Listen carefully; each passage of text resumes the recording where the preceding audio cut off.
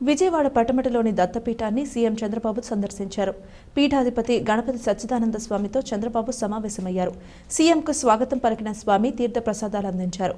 అనంతరం రాష్ట్రంలోని 42 ప్రాంతాల్లో చేపట్టబోయే దత్తక్షేత్రనాథ్ యాత్ర ప్రారంభోత్సవ కార్యక్రమంలో పాల్గొన్నారు.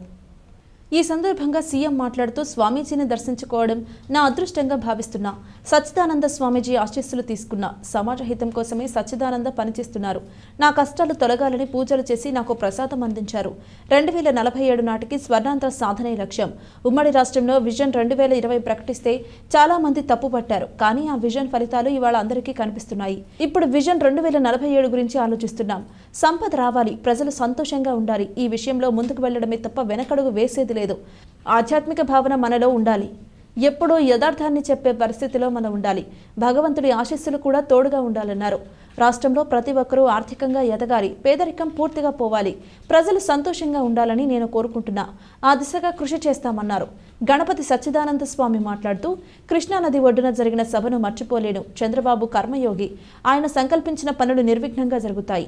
చంద్రబాబు సారథ్యంలో రాష్ట్రం సుభిక్షంగా ఉండటమే కాకుండా స్వర్ణాంధ్ర సాకారం కావడం తథ్యం. ఆయనకు కనకదుర్గమ్మ ఆశీస్సులు ఉండాలని కోరుకుంటున్నా అని తెలిపారు.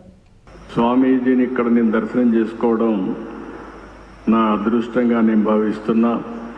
ఆయన ఆశీస్సులు తీసుకున్నా. ఆయన ఎప్పుడు కూడా ఒక మంచి మనసుతో ఆశీర్వదిస్తారు. సమాజం కోసమే ఆయన పనిచేస్తున్నారు. ఈరోజు ఆయన చెప్పిన మాటలు కూడా మీరు వింటే,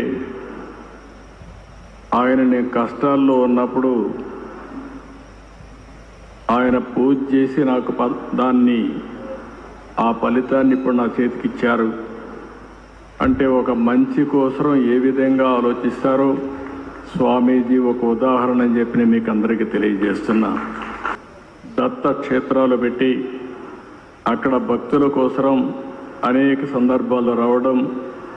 ఒకసారి ఇక్కడే వారిని కలిశాను, హైదరాబాద్లో అనేక సార్లు కలిశాను.